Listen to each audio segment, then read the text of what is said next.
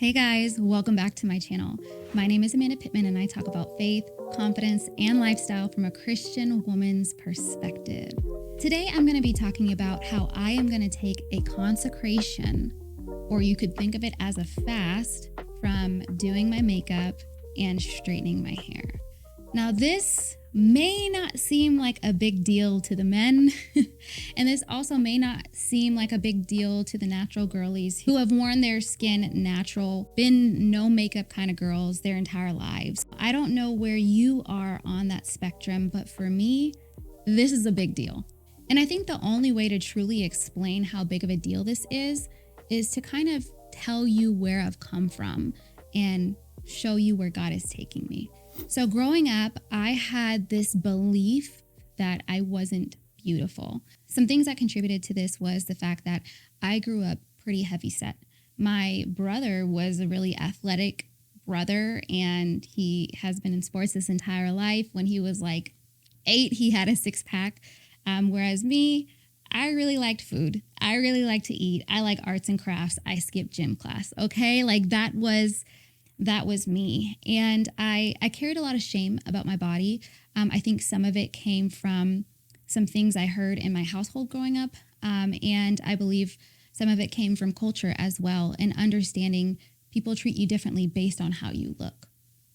And so I started taking more, leadership over my own appearance when it came about, 13 or 14, like 8th grade, 9th grade, around that time.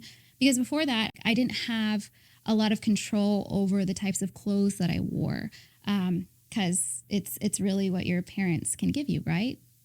And my parents did the best that they could.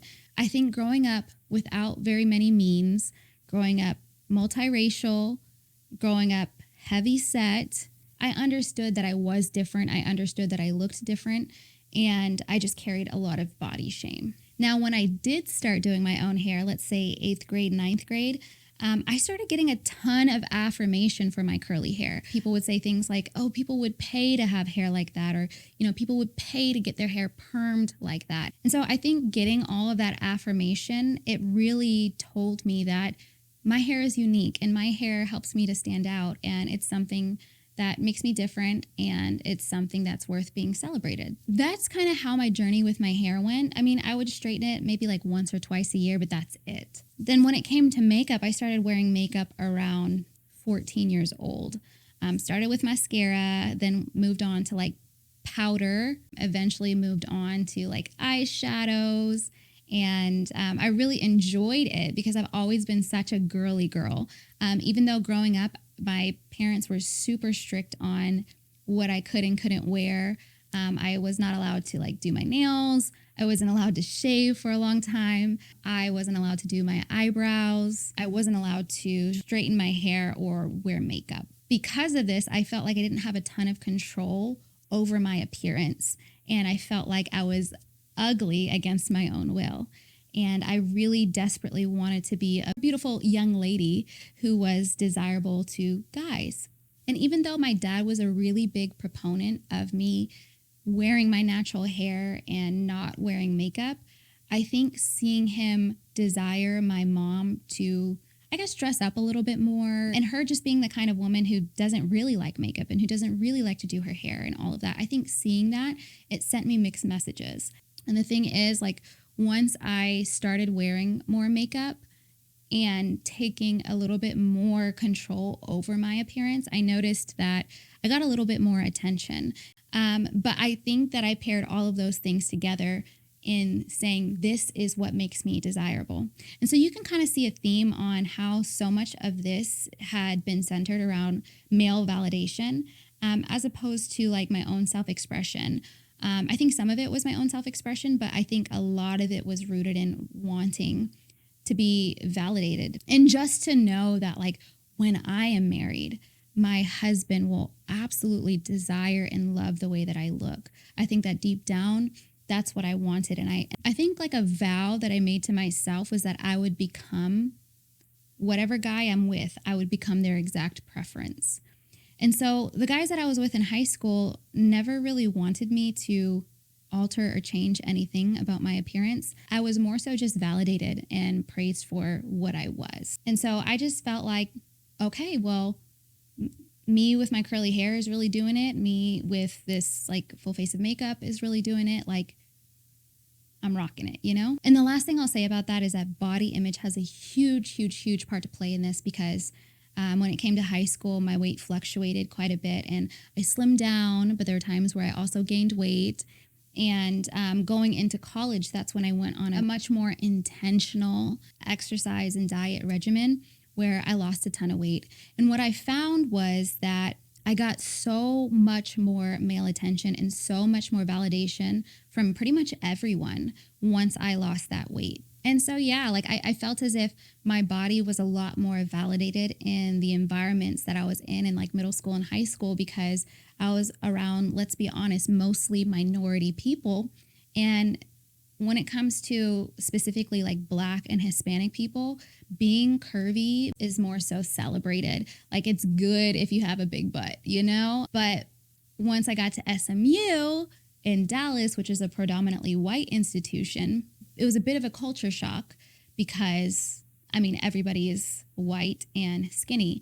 And the beauty standard there is on the taller side, slender, and Eurocentric. And so even though I liked how I looked, I quickly found that the way that I looked wasn't what everybody else perceived as beautiful. Of course, it's on a spectrum, don't get me wrong. But I specifically remember a time my freshman year where I was in my room with my roommate and some other people. It was almost like a Mean Girls moment. Maybe you guys have never seen it because you guys are really holy. I've seen Mean Girls before. And there's a scene in Mean Girls where like all the girls are looking in the mirror, like Lindsay Lohan, Regina George, and the Amanda girl. They're like looking in the mirror and they're all saying what they wish would change about them. Like, ugh, I don't like the way my blank looks, or I don't like the way I look. And then they turn and they look at Lindsay Lohan and they're expecting her to say what she doesn't like about herself. And she says like, sometimes my breath smells bad in the morning. And they're like, ew. So it's kind of like that my freshman year.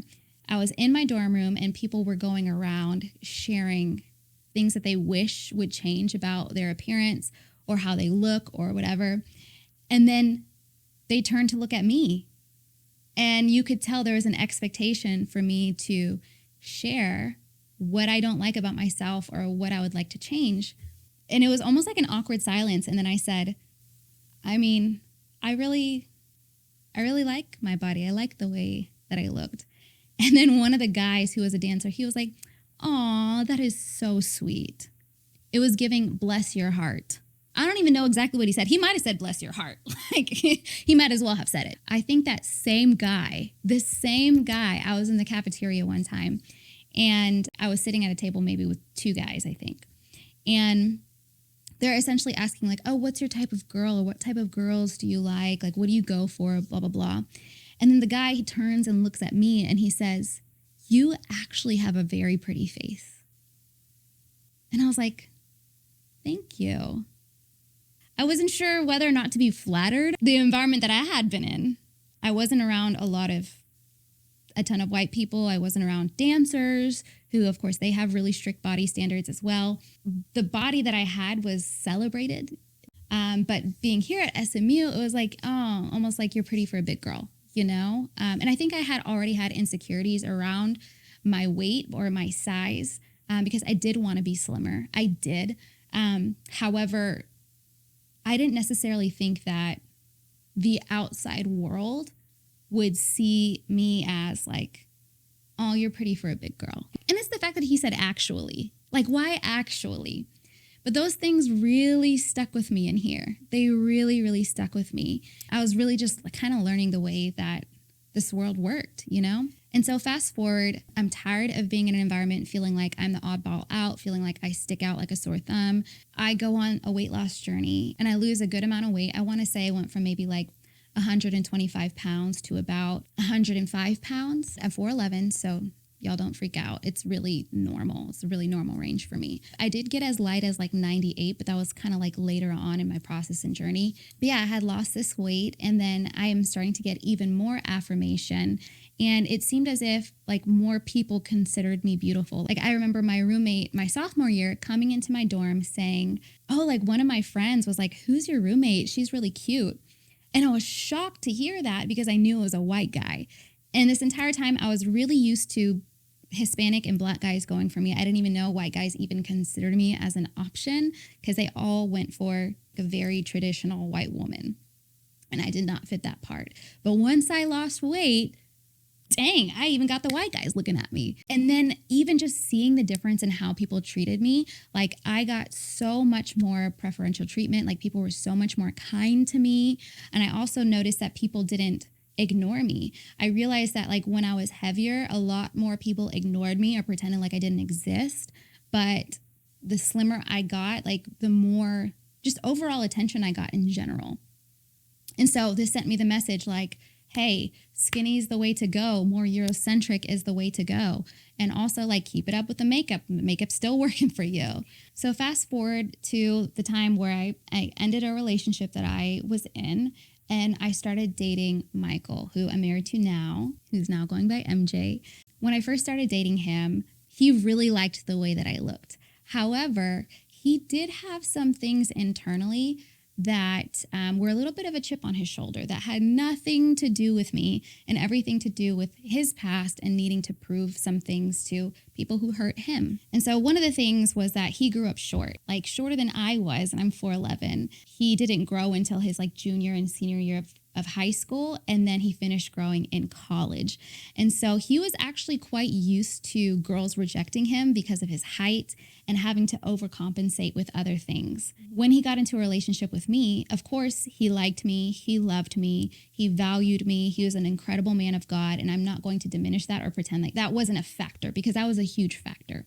But what I will say is there was a little bit of him that wanted kind of a trophy girlfriend, trophy wife, in that he would be able to say like, oh yeah, back then y'all didn't want me, now you do, and now I have a baddie on my arm. That's the best way I can put it. He may describe it slightly differently. And so because of that, and because the high school that he went to in Denton was majority white, he had maybe a little internalized like Eurocentric beauty standards as well. And he's going to SMU, which is like mostly white girls as well. And so I think that there were so many factors that played into how his preferences were. And so because he grew up short and he viewed that as negative, he really liked me, but he always envisioned himself being with someone a little taller. And so he would request that I always wear heels. Here I am on campus, like walking around campus with heels on. There were days where I would go without makeup and he's like, oh, like I've noticed that you're not wearing makeup as much anymore. And why is that? And I'm like, oh, I'm just trying to be fast or, trying to let my skin breathe or whatever it may be. And like, he kind of made it known, like he preferred me to have a full face of makeup. And I even like during that time had like full on conversations with him about like his preferences for makeup. And he actually really liked the eyeshadow, the winged liner, full face with blush, all of that, which is like very different than what I was used to guys saying. Because, girls, we literally joke about how guys are like, oh, I like a natural girl. I like a girl who doesn't wear makeup, even though like they don't even realize when girls are wearing makeup. But Michael wasn't one of those guys. He was one of those guys who was like, no, I really like your makeup. I like how you do your makeup. It's like, well, it was somewhat validating because I like having good makeup skills and makeup is something that I really enjoy. But then on the other end, it kind of hurt me because it made me feel as if, oh, you don't think I'm beautiful or enough in my natural state with my natural look. Now, mind you, this was like 10 years ago. So don't y'all go coming for Michael, okay? This man was like 19. So don't come for him. He's grown so much from this, okay? I'm just sharing with you the types of things that I internalized. And not only that, like I said, I had grown up. Once I started taking care of my own hair, I got affirmed a lot for having curly hair. But when Michael and I were dating, he shared with me that he really liked my hair straight. He loved it when I wore my hair straight. And I remember when he first shared that with me, and I may have prodded. I know that during that time, of course, I still had these internal narratives of like, I will be my husband's or boyfriend's exact preference. It was like a perfect storm because I was literally prodding and asking like, what do you like? What do you want? What do you like? What do you want? And it was just very toxic. And so I don't even put all of that on him. In many ways, I sought it out. I asked the questions, you know?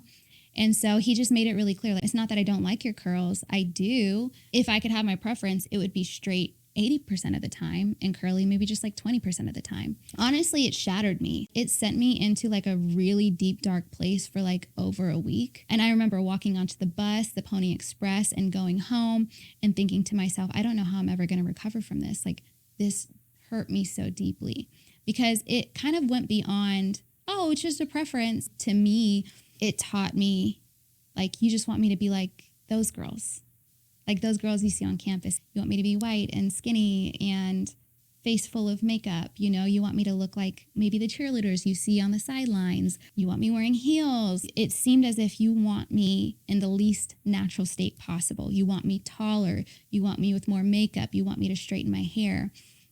And so I just started to believe that even if I liked the way that I looked, if he didn't, then I'm not beautiful in his sight. And there's just nothing I could do about it. I never even considered the thought of, oh, I could just still just be myself. And if he likes it or not, like, that's up to him. I never even considered that as an option because I so desperately wanted to be my husband's or boyfriend's exact preference. This was a stronghold in my life that honestly carried on with me for a very, very, very long time. And to this day, I'm still breaking a lot of that off of me, which kind of leads me to today, like why I'm even doing this. There has been such a stronghold in my life of struggling with my body image. Like if I gain weight, I just feel like it ruins my whole day or it ruins a few days. Or like I hadn't gone out in public without makeup very often. I do a lot more now just generally, but for a long period of my life, I would not see Michael without makeup. Even if I'm going swimming, I'm wearing foundation. And then even whenever it came to my hair, like I started straightening my hair so much that anytime I would wear it curly again, first of all, it felt like I'm relearning my hair all over again. Even though I knew my hair back then, it felt like I was just starting from scratch because I was so out of practice. Also, there's just damage that I have to work through when it comes to like my hair. Like my hair looks quite healthy right now, which I'm really grateful for. But there was a time where it looked a lot more damaged and it was so much harder to manage and make look good. And then the other piece was I internalized other people's preferences to where I didn't even feel beautiful with curly hair anymore. And so like I would go out in public with my curly hair and just feel so inadequate and just feel so ugly, just feel like I'm not enough. I believe that, hey, if I'm wearing straight hair, that is the most presentable version of myself. I can go into any space. I can go into a white space. I can go into a Hispanic space. I can go into a black space and they will still receive me in that state with straight hair. But when it comes to curly hair, you have a whole lot less control over other people's perception of you. I started to feel like I needed to look more commercial, you know, rather than an acquired taste. I felt like I need to look more commercial so that everybody will accept me and everybody will think I look presentable enough. I'm good looking enough to treat well. And then all in all, I think the biggest part of this was just my husband. Over the years, he has like since retracted his statements. He doesn't feel like I need to wear heels all the time. He doesn't feel like I need to wear makeup all the time. He doesn't feel like I need to wear my hair straight all the time. Like he doesn't believe those things anymore. I just think that throughout the years, I have gotten so much more affirmation when I'm wearing heels, when I'm wearing more makeup and my hair is straight. I've gotten more affirmation from him, even though now he's kind of giving me the freedom to like relearn myself, because for such a long time, I wanted to be his preference, not because he's a controlling person, because he's really not, but because I sought for him to control me.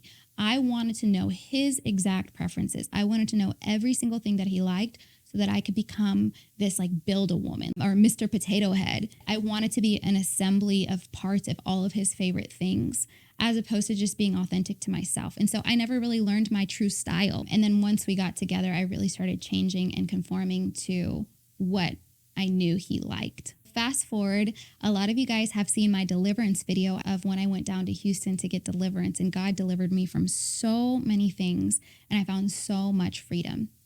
But there is a little bit of a caveat to the deliverance.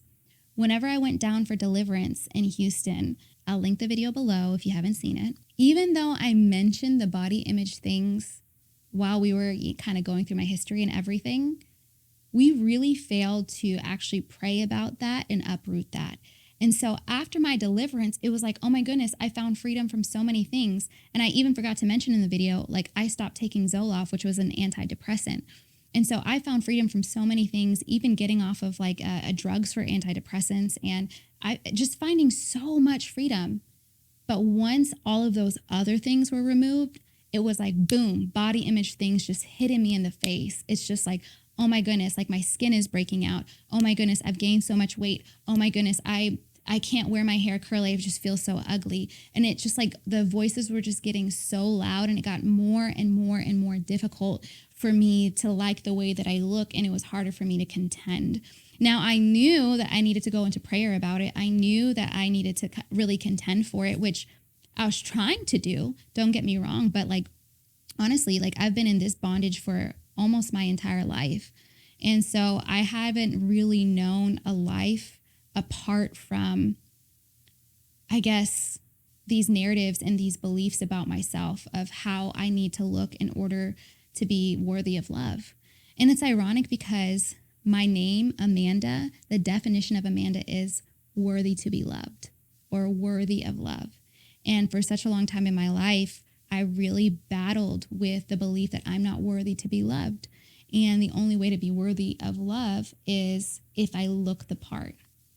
And so God has been taking me on a journey, on a process of really reframing my beliefs around appearance and body image and hair and makeup in order to prove to me that I'm worthy of love independent of these things. And so I recently went back down to Houston with my best friend Avriel so that she can get deliverance. And she had her own experience. And then after that, I told my friends who were doing the deliverance, I said, hey, there's still a stronghold in my life. Like I found so much freedom from all of these other things, but there's still this stronghold in my life when it comes to body image.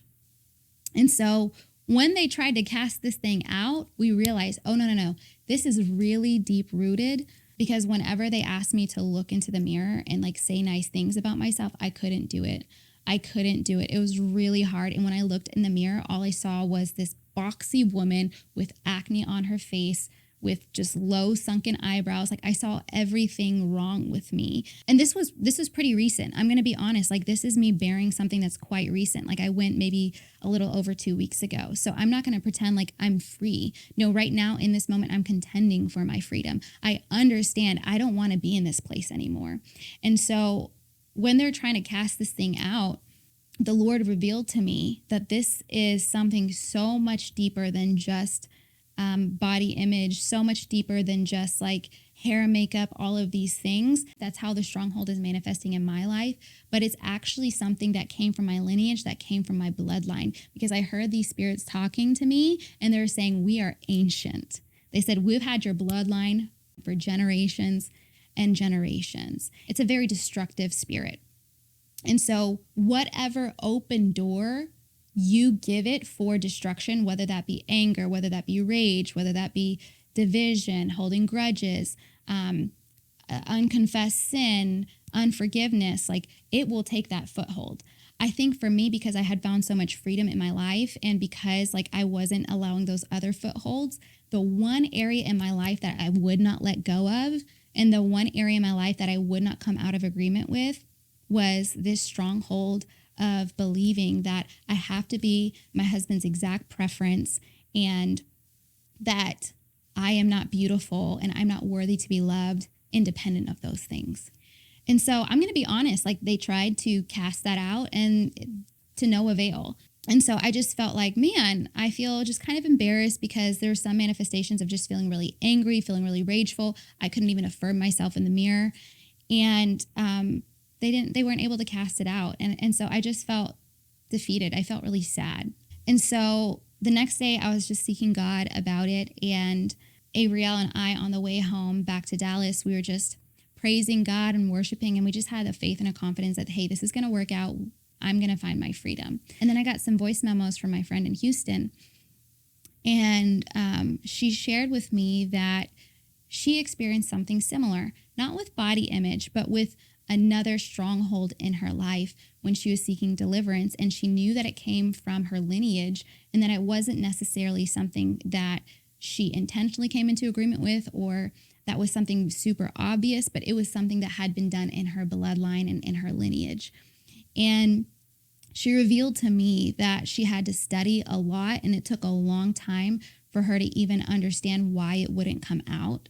And a lot of it had to do with like blood sacrifices that had been done in her bloodline, which is something that was really similar with what I was experiencing, because when they were attempting to do the deliverance on me, I was hearing the Spirit say, like, we have blood.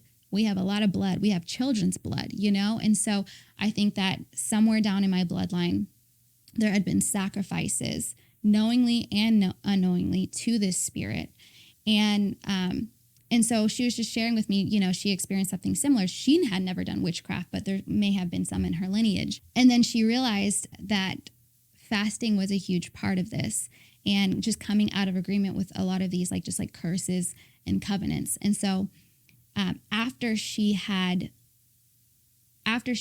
seen this kind of like manifest in her sister, and her sister get deliverance from it, she was able to fast after she like broke some of these curses and covenants on her bloodline's behalf. After she fasted, that's when she was finally able to cast it out after so much time wondering why it was still there. So after I heard these messages, like my soul was so encouraged. Like I at one point was feeling just like discouraged and defeated, but then I was like, no, I'm going to find freedom from this. I've been bound for as long as I can remember. I can't do this anymore. I'm going to find freedom. So that's when I sought God for strategy. And this is what God told me. I keep my conversations with God in my phone notes. That's why I can reference them. And I kind of do it like text messaging, like whatever I hear or sense the Lord saying or impressing on my spirit, I write it down. And so you can just kind of like read my conversations with God. So here's what I said. I said, Lord, what is happening? What is happening? And God said, its time is coming to an end. Speaking about this stronghold and this spirit. You were made for this. This is why the spirit hates you and your body and your authority and your voice so much. It is a woman-hating spirit and a destructive spirit, because it's always been you that would thwart their plans by submitting yourself to me. You will need to fight for your freedom, but it has already been appointed that you will win. Say less, God. So I said, what's my fight strategy, God? And he said, sacrifice. A sacrifice of praise, a sacrifice of consecration, and a sacrifice of fasting. And my blood on the cross is the ultimate sacrifice. You will do your part and I will do mine. This will require your active participation. And I said, why is it that we can't just call on the blood of Jesus? Why more sacrifice? I'm like, isn't your blood sufficient? And then God said, because you have to offset the rights you've already given it in your life. God said, my blood covers all sin, but anywhere you've given a foothold to the devil is an area that you've given authority over to the enemy.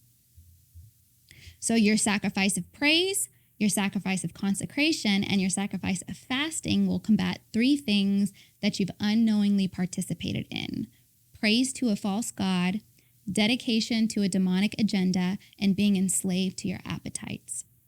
Now, when I say this, it is all specifically in the area of like my body image in this specific bondage. It's not like I'm going to church and praising a false god. That's not what he's saying. He's saying in this area of bondage, I had unknowingly participated in praise to a false god, dedication to a demonic agenda, and being enslaved to my own appetites. God said, you will return your praise to me. You will return dedication to me. You will return your appetites to me. You will be free, finally, my daughter. And then I said, thank you. Okay, so how would you like me to offer you a sacrifice of praise? That's the first one. And here's what God said. He said, every time you're tempted to praise yourself or talk down to yourself, return the praise to me. I will remove your obsession and fixation with yourself, and you will return your gaze to me. You will need to do this out loud until it becomes a habit. And I said, okay, how will I offer you a sacrifice of consecration? And he said, you will consecrate yourself from all things that feed into the lies you've believed and previously come into agreement with. I said, can you help me out with this one? I don't really know what you're saying. He said, Amanda, what are some of the things that make it hard for you to give up? I said, the straight hair. He said, yes. I also said the tummy tuck, because these kids, my tummy, the stretch marks, the excess skin, I've been planning on doing this procedure just to tummy tuck. The Lord said yes. I said, but Lord, does this mean I can't have it? And he said, get delivered, and then we can revisit that conversation. Because I have asked God about this before and felt as if he gave me the freedom to do this procedure of skin removal. He said, but there's a reason why we pushed it back. So I said, okay. And then lastly, I said, makeup was so hard for me to even write that. I couldn't even, it was so hard for me to bring myself to write that. I said, makeup. Lord, I didn't even know how I would be able to do that one. And he said, Amanda, do you believe that I have something so much better for you? I said, I'm afraid of looking bad. And he said, that fear will keep you bound. Count the cost. I said, okay. Okay, Lord. I surrender. He said, those are the things you will consecrate from. Now, here's the thing. I was planning to have the tummy tuck procedure this month, in the month of May 2023. And so it really is a consecration, because I would have had done it had not God given me this word. So that's a huge sacrifice as well. And then I said, okay, and then what's the strategy for fasting? And God said, the fast will come after you've completed the first two things. I said, should I do the first two things at the same time? Which were, giving God a sacrifice of praise, and then also the sacrifice of consecration. He said, learn to capture your thoughts and give me praise first. Once you get that, add on the consecration. I will tell you how long the consecration will last. Then finally, I will lead you to do a 3-day fast. After this, you will be free, and you'll finally have the tools to maintain your freedom. You won't be the same way you've always been. And after this, you'll be ready for your next Confident Woman weekend. Your freedom will unleash and unlock freedom for so many more women. So many lives are tied to your sacrifice. So that's where this all came to be, okay? Even whenever it comes to Confident Woman weekend, I have pushed it back simply because the Lord is revealing to me he's shifting some of the vision for it. He's giving me a revision, because the way that I was planning, the timing that I was planning, the location that I was planning was not entirely in his will. And I'm telling you, I don't want to be anywhere where God is not. I know God has so much more freedom, deliverance, and power at our next Confident Woman weekend, but it will be in the will of God, and it will be done the way God wants it to be done, because the last one was powerful, but it was because I submitted everything to him. And so this next one will be powerful because I'm submitting everything to him. So to even see that a huge reason why God is shifting when Confident Woman weekend is going to be where it's going to be in Houston, by the way. Get ready, guys. A huge part of it is because I'm going to be different. My greater level of freedom and authority and my greater level of just deliverance in my own life is going to raise my leadership lid to help take you guys with me. Because I can't take you guys anywhere I haven't been. And I've been leading you guys in many ways when it comes to my journey, but this has been a blockage in my life. And so I'm just ready to be free. So I already started phase 1 of the plan. Every time where I'm tempted to talk down on myself or to give myself praise, I have been giving that praise back to God. I'm saying, God, you're good, you're faithful, you're kind. You're the one who's filled with glory and splendor and majesty. You're the name above all names. You're a God who sees me and knows me. You're a God who sets me free. And what's interesting is when I started doing that, it was maybe like 70% negative and 30% positive.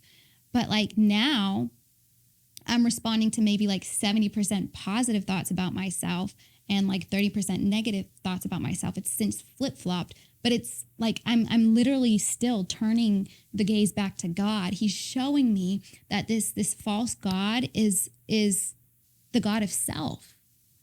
Like when we obsess over ourselves, whether we're not good enough or whether we are good enough, whether we're great or whether we're bad, whether we're up, whether we're down, this obsession with self is praise to the God of self. It's rooted in narcissism. And I don't want that in my life. I don't think that there's anything wrong with beauty. There's nothing wrong with like appearance and like making yourself like lovely and all of those things. I think some of those things are just in the feminine nature. But the way that the enemy has distorted this to make women so obsessed with ourselves, like we're constantly looking in the mirror, we're constantly, doing all of these things and seeing what's wrong with us or seeing what's right with us in order for us to like gauge how we're doing with other people. Like it's demonic. It's absolutely demonic. And the demonic agenda behind it is just for women to be in bondage. Like, I'm not saying makeup and hair and all these other things are bondage, but I'm saying really assess the spirit behind it. Really assess why you're doing the things. If you're just doing it from a good place of like, hey, like I really feel like I have freedom in this. I really feel as if I'm not dependent on it and all of those things, more power to you. But if you are like me and it's a stronghold in your life, it is a demonic agenda. And it's a woman-hating spirit. Of course, the enemy wants us to all like make our faces look the same or get all these fillers and Botox and rhinoplasties so that we all look the same or we just constantly hate ourselves. Like, of course, the enemy always wants us to alter ourselves and feel like it's never enough. It is a woman-hating spirit and it's a demonic agenda to tear women down and keep them in bondage.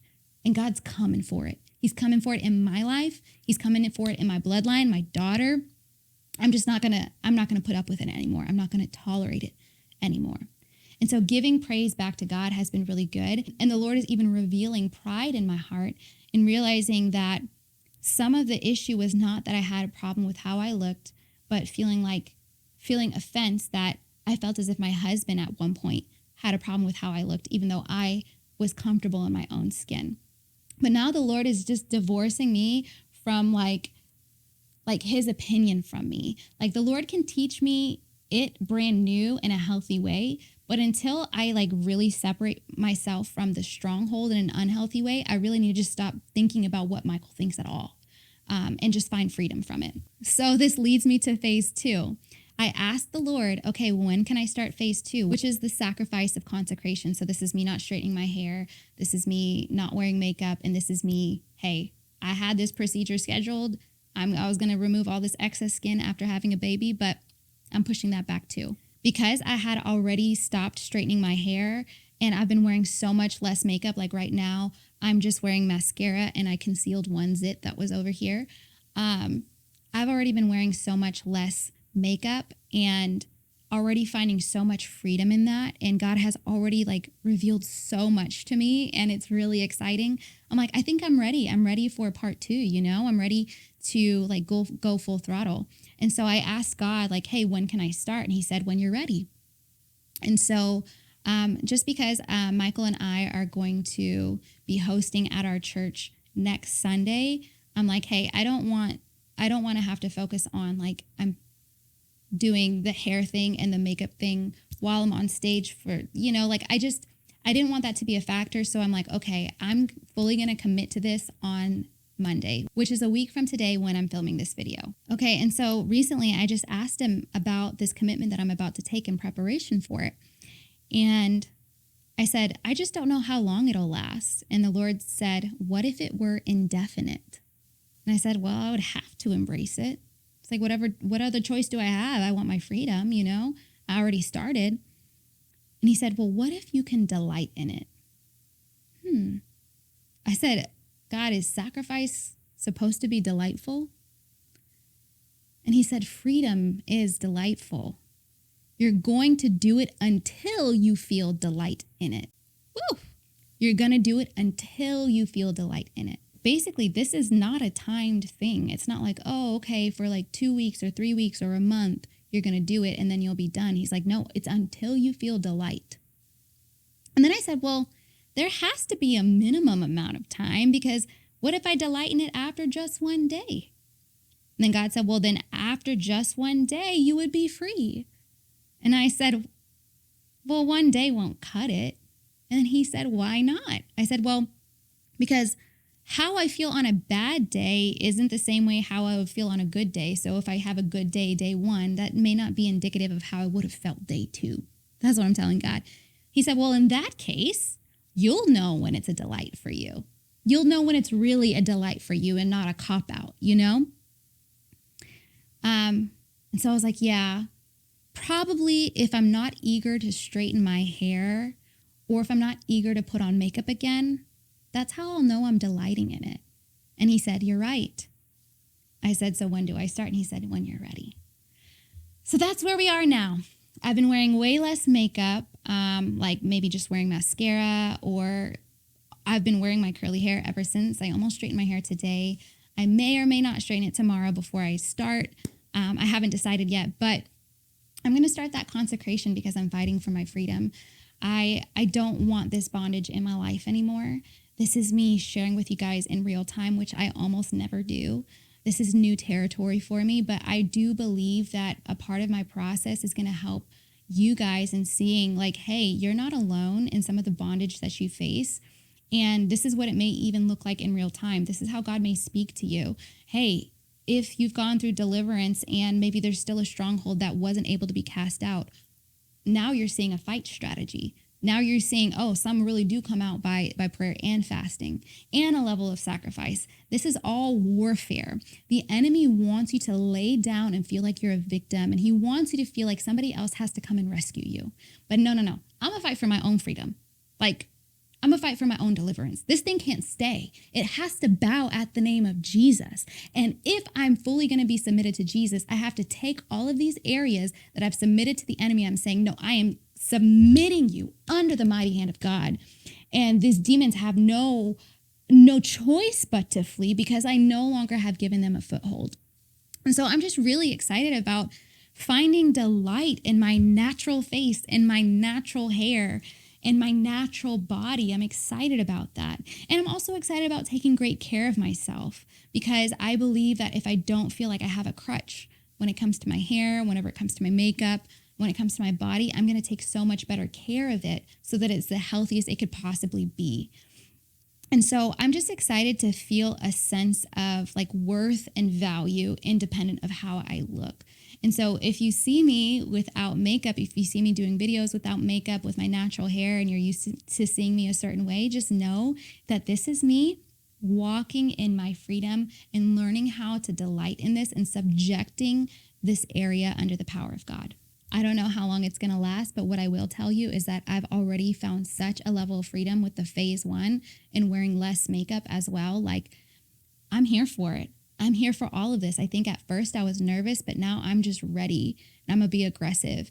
And I'm sure that there will be a day where it's really hard. Maybe I'm breaking out, or maybe I just feel big or bloated, or maybe my hair's not cooperating. I'm sure that not every day will feel awesome, but at least I'll know I'm fighting for my freedom. And like this will not be a stronghold, and this will not stay. Like, I'm fighting for my bloodline. I'm fighting for my daughter and any children she's going to have. Who knows if some of that would get passed down to my son. I'm just saying, no, it ends here. It ends now. And so this is why I'm going to do a no makeup, no straightening hair kind of fast.